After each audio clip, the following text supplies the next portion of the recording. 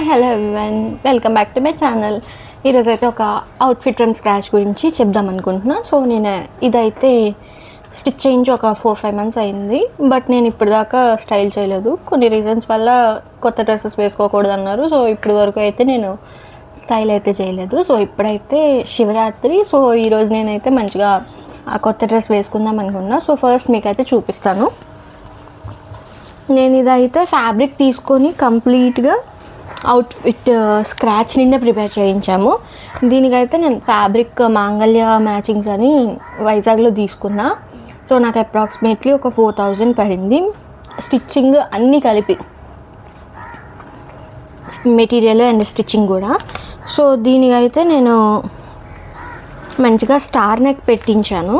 Princess cut ఇప్పించి, బ్లౌజ్కి princess cut ఇప్పించి స్టార్ నెక్ పెట్టించా. ఇది కొంచెం పీచ్ కాదు, కనకాంబరం కలర్ అనమాట. సో దీనికైతే మంచిగా ఫుల్ డిజైన్ అయితే ఇచ్చాడు. మొత్తం డిజైనే ఉంటుంది మొత్తం ఒక సైడ్ కిందనంతా. సో ఆ డిజైన్ని హ్యాండ్స్కి వేయించాను. నేను దీనికి బ్యాక్ కూడా సేమ్ అదే స్టార్ నెక్. సో వీటికి డౌరీస్కి ఇలాగా ఫ్యాబ్రిక్తో ఇలాగ కొంచెం కైట్ షేప్లో డిఫరెంట్గా స్టిచ్ చేయించాము.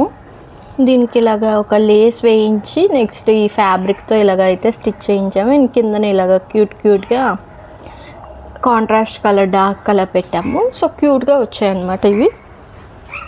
నెక్స్ట్ వచ్చేసరికి లెహెంగా అయితే ఐరన్ ప్లీట్స్ పెట్టించి స్టిచ్ చేయించాను. దీనికి ఇదిగోండి ఇలాగా మంచిగా ఒక